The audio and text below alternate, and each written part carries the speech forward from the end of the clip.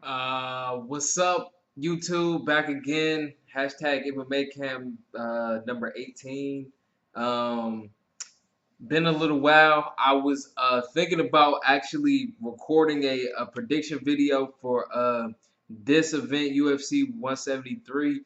However, I've been on hiatus collecting a lot of data. Um, I haven't really explain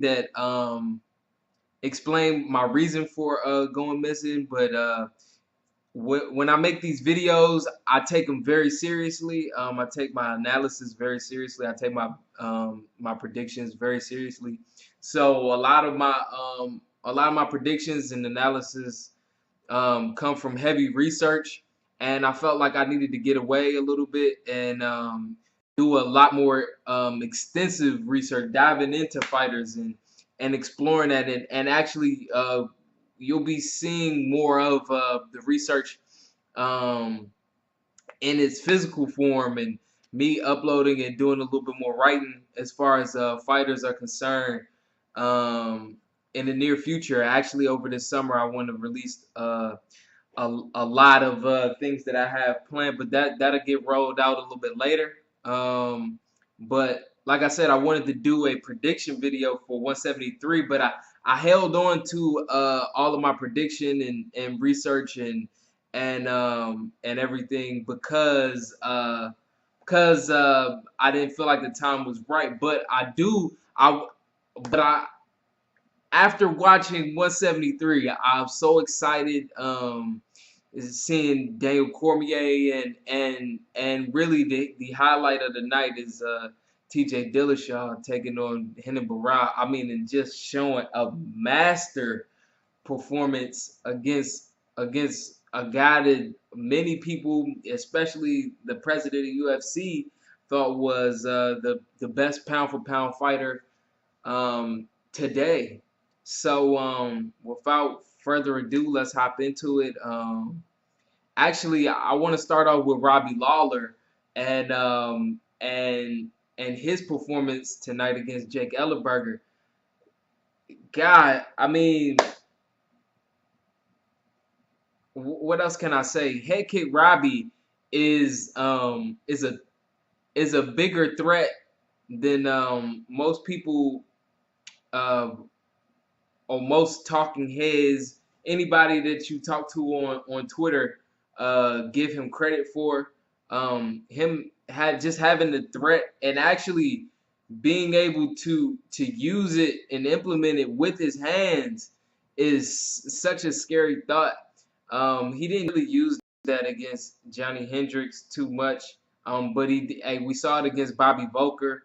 How he was able to just land that head kick so effortlessly against Jake Ellenberger, just landed at will in the first round. It felt like he was setting him up for something, and I mean, eventually he was, or he did. He ended up getting a KO. Um, but this guy is completely different from what we had seen against Josh Koscheck, his I guess his his return bout to the UFC, and he's totally taken on a different form.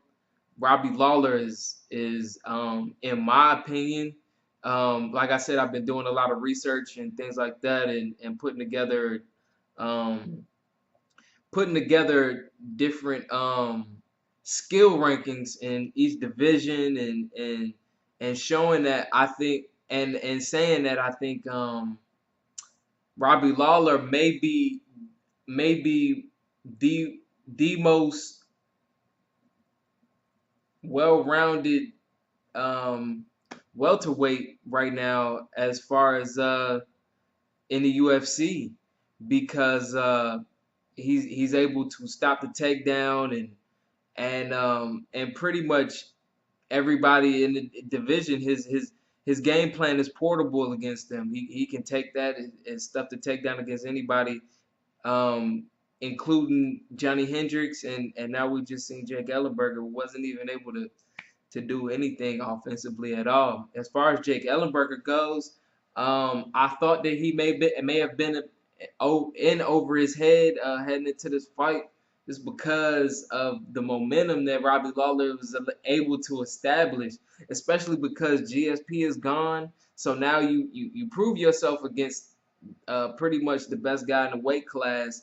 Who has fought, showed himself against GSP before he left, and I actually thought he won that fight against GSP. And so you have a guy whose confidence is riding high, and then you bring Jake Ellenberger, who's coming off of a loss. I felt like that was a bad timing for him. It was really bad, but he had confidence coming into the fight in himself that he could get it done. Didn't really think that was the case, like I said. So he's got to now go back to the drawing board, and I think he deserves another crack at maybe a top 5 guy. Yeah, Roy McDonald did pick him apart also, and he looked a little timid in that fight too. So I could understand where fans come from saying that looks like he may be on his way out. So Robbie, I think I said this after I think it was 170 or 171 where Robbie fought Johnny. Um, if Robbie is indeed Johnny Hendricks' next challenger for the welterweight championship, I think Robbie wins, especially because Robbie's been able to keep his momentum rolling, keep his confidence high while Johnny Hendricks is basically sitting on the benches. I don't want to get into James Krause and and the oh goodness, Jamie Varner fight, only because the, the- yeah, I'm just not gonna touch that fight tonight. So I'm gonna move on into Dan Henderson versus Daniel Cormier. And if you follow me on Twitter, you know how much of an advocate I am of Daniel Cormier. I've been on a regular saying that I think that no matter what, I think that if he fights John Jones, he will win.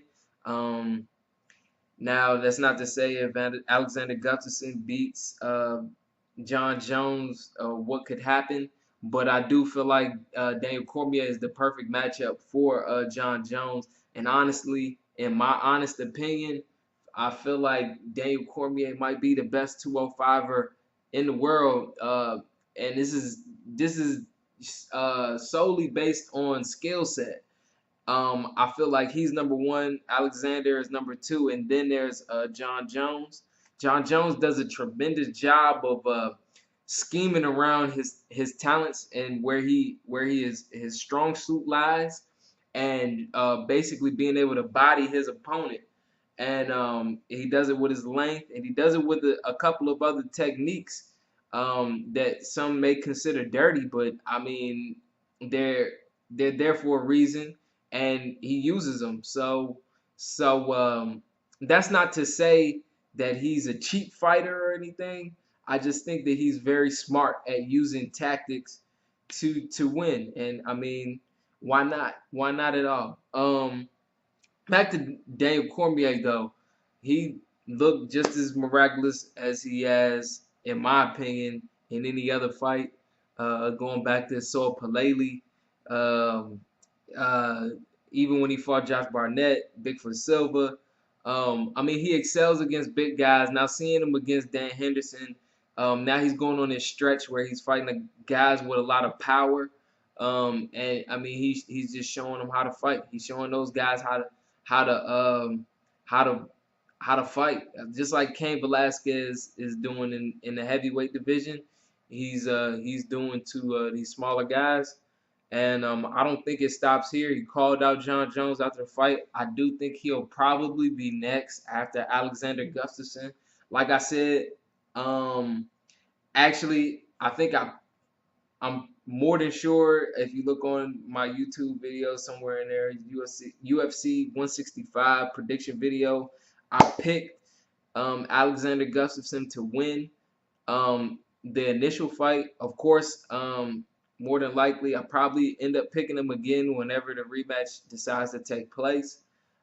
So in my opinion, we probably may see a Cormier Gustafsson fight before we see a Jones Cormier title fight. And moving into the Dan Henderson side of things, um, I think he's moving down to middleweight now. So I mean that's very interesting, but middleweight is already a Shark Tank. You got guys like Jacare, Francis Carmont. You got goodness, I mean, and the list goes on and on. And champion Chris Weidman, who I believe is one of the smartest fighters as far as being composed and knowing what to do and what not to do, when to do it inside of the octagon, and especially in these intense moments. I mean, you fight Anderson Silva, and you look so composed. It's hard for me. It's hard for me to not. It's hard for me to grade against that.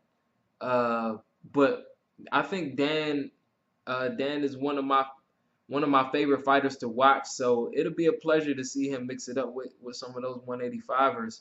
Um, so I'm glad to see that he's not his spirit is not diminished from losing that fight against Daniel Cormier the way he did. Daniel Cormier looked dominant. Moving into the main event though, um, there was no I can't think of a performance that I've seen that made me say, wow, like I was completely wrong with what my perception of what the fight would look like. TJ Dillashaw versus Renan Barão was just a whitewashing. I mean, it's punishment basically. Uh, I don't know how else to say it. It was a masterful job, really, though, I will say, of Dwayne Ludwig to implement with TJ Dillashaw. It honestly makes me think, what was Uriah Faber thinking, or what was he doing in his first two fights against Renan Barão? Because to be honest with you, TJ Dillashaw made it look easy. Now, that's not to say um, we've been seeing, what is it? This is the 35th fight, or would have been the 35th fight. Renan Barão, 35th fight in a row. Renan Barão would have won, um, and that's not to say what he'll look like bouncing back from this fight. We've seen people challenge him over and over and over and over, so eventually someone was gonna figure out exactly how to beat him. Um, so with that said, TJ Dillashaw is the new Dominic Cruz. In that first round is just it was it was obvious that he was taking that approach, and he said it headed in a lot of what Joe Rogan was saying heading into the fight. What really kind of clicked to me is, like, soon as Dillashaw was walking to the octagon, and it kind of dawned on me that, maybe Dillashaw and Dwayne Bang were working on something really epic for this fight, and he actually took his advice to the max, and went in there and punished Barao. I mean, punishment. If you see his face, I mean, we've never seen Barao look like that at all, like ever. And I mean, just hats off to TJ. I want to see. First off, I'm most anxious to see who Barao goes against next, and what TJ does from here on. Because it's all about adjustments. Um, Now going back to the drawing board, what does Barao begin to work on, and what approach does he take? Um, if he does get a rematch against Dillashaw, or if Dillashaw loses, whatever may happen. Um, but yeah, hats off to Dillashaw, man. Dillashaw is great now, in line at 135. I'm not even sure who we have. I haven't looked at it. I'm just now coming off of the high from watching 173, so I'm not particularly sure exactly who could be up next. I want to see Cruz. I want to see Dominic Cruz back so badly. Um, you got Michael McDonald. You got Uriah Faber. There's a handful of guys at 135. It's not really a tremendously deep division. Eddie Wineland just took a loss, and Wineland is one of my favorite fighters. So um, yeah, I'm not even sure what direction to go next. Maybe Rafael Sunsao. Um, I really don't know. That division is really shaky. But yeah, man, exciting night. I thought that overall, 173 did not disappoint at all. Not that it had very high expectations to begin with, anyway. But um, I think this is probably the best event that I've seen this year, in total, period. And we're 5 months into the year. Um, just um, some some great some great shows being put on, for lack of a better term. Not necessarily great fights, but exciting moments, and some dominant performances. Some things that we never thought we'd see. I mean, I got chills a couple of times just watching this event, and I usually don't get that. Maybe 165, UFC 160. That whole stretch last year, for the most part, there was at least one chill worthy moment. But tonight was one of the most captivating events I've seen in a while. I was like full of moments that made me go, wow. So um, I think my next video, not sure when I'm gonna upload it, but be on the lookout. I might have to split this one up into two parts, because it's running so long and I had so much shit to say. So follow me on Twitter if you're not following me on Twitter at hashtag MMA. Subscribe to me here on YouTube channel. I'm gonna be doing a lot more stuff. Like I said, I want to release a lot of my information coming up over these summer months. So it's, no pun intended, it's getting ready to get really hot. So stay tuned. It's at hashtag MMA, signing out.